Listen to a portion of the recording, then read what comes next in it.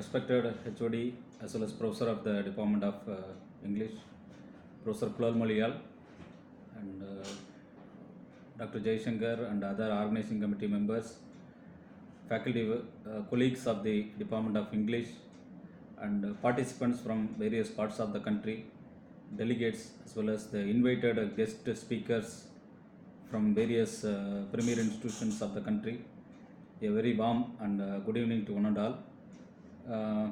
It is actually a pleasure for me to be with you in this evening to share a few of my moments with you as a valedictory address for this national level one-day conference on recent trends in English language teaching and literature. In fact, literature and language are the yardsticks of human evolution, I could say. Being a biologist, I could consider this literature as well as the language as the yardsticks of the human civilization and the heights of human evolution.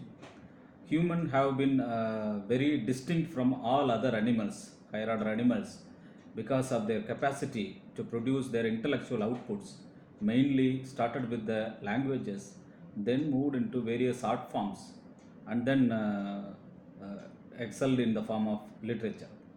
See, this arts and literature, arts doesn't need any language, but literature needs the language. The difference, in my personal opinion, between the arts and literature is arts freezes the moment actually, be it a photography or cinema or a drama.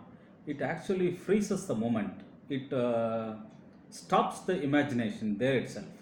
For example, but on the other hand, if you take the literature never stops your imagination. It doesn't freezes the moment. Actually, it captures the moment, and literature allows the reader to go beyond the writer even, because in the famous literature critics used to say that the literature or the text, the literature product, whether it is a short story or novel or it is a creative writing, whatever it is the matter than the writer. Writer is not a matter over here, because writer might have written the work in one context, but it need not be received in the same context by the readers. Even two readers also cannot have the same perception. That is the beauty of literature. Literature expands the horizon. Literature has no boundary at all. It has the immense power to enlarge the canvas of one's imaginatory power, as well as to think beyond what the writer has thought. I have a small example for this particular discussion point. I have read a novel. It is also came as a movie, Da Vinci Code. I have read the novel first, actually, the Da Vinci Code novel. So in the novel, there is one scene at the Louvre, I think in the Paris Museum. The main character, Sophie, will communicate with the Professor Robert Langdon. A small eye-to-eye communication will be there. They may not able to speak with each other. The situation is such a hard situation. She will order through her eyes to follow the advice of Sophie at the moment. That was really very excellently narrated in the novel, actual novel. I read, fortunately, I read it in the English language itself. It was very excellently written, and I was really thrilled at that moment. But when the movie has come, I also seen the movie. In fact, the director has done very well, and the lady actor also done it very excellently well. But it doesn't meet the expectation of me when I compared with the literature, the text. I'm actually very good reader in Tamil literature. I am a good follower of modern Tamil literature actually. I am also involved in making some of the short stories. My short stories have come in magazines, and I also write poems in leading magazines frequently from my young age, and still it's been continuing, and I am writing critics about films and other things. So it is really the literature is the one which keeps me functioning. I even would like to share one more thing. Like when I was doing PhD at the time of 2008 or so, I had a time of 6 months to complete my thesis after my synopsis submission, but I don't have the correct exact mindset to complete the thesis. I was struggling in between, and all of a sudden I took a hard decision of starting one literary magazine. I started one literary magazine with the help of my friends, and I have brought the magazine in the name of Neidal, and we have brought a few issues together. And thereafter, after taking that literary action, I have collected so many articles from very famous writers and brought in as a magazine, and that has really given a different mood set to me. And within 1 month after that, I could able to complete my thesis. So actually this is uh, for everyone. Literature is eye of your personal life, and even the social portrayal. We especially in the Tamil culture, we don't have much references, much examples, or much evidences for our past glorious history. We know that Rajaraja Cholan and Karigal Cholan, they were existed. We don't have much materialistic evidences, but still we know them by literature only. Literature only brings the past to us. It actually, for example, the Tamil literature, Tolgapiyam, it is nearly 2600 years old literature. We see how the people would have lived in that period now, because the people have captured the moment there, and they have passed it through centuries. So literature also supports the history.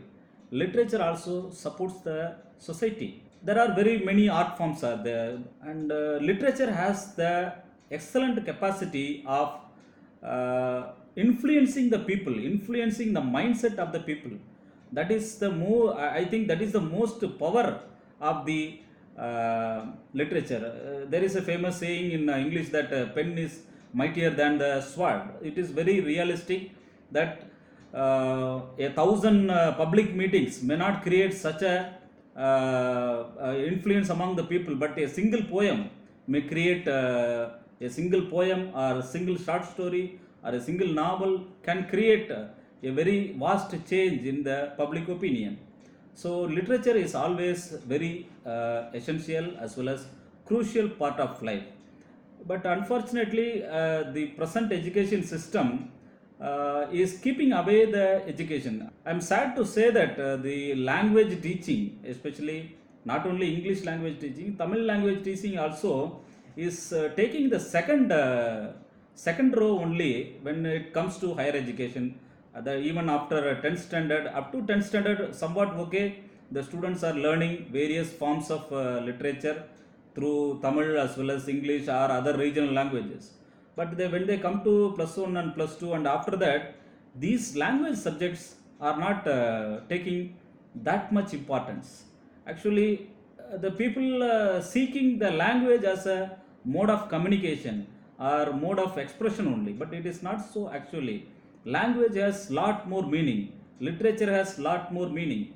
A person should have the crux, or should have the mindset to appreciate the literature and to approach the language.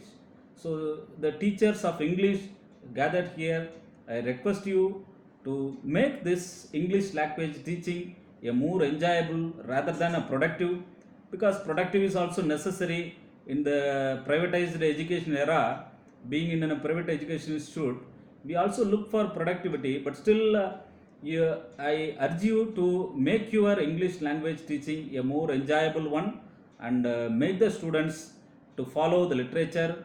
Let them have some good enjoyment as well as good productivity over the study of literature as well as English language. I think the conference would have given you much insights on the recent trends in English language teaching as well as the literature of contemporary trends. I think the department has to continue This kind of conferences on every semester to to upgrade the knowledge as well as to upgrade the current understanding. It has to be continued as a tradition. I request Professor Kulal Malayal. She is very much capable. She is having a very good team of young faculty members who are having great zeal towards executing things in a nice manner. I hope this conference has the audience would have experienced the nice way of working with the Department of English faculty members. I think it would have given you very good experience.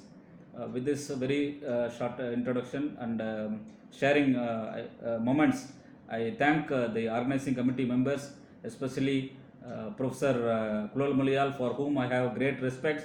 Thank you, madam, and thank you, the team, for inviting me and giving me some time to share my personal thoughts with you. Thank you.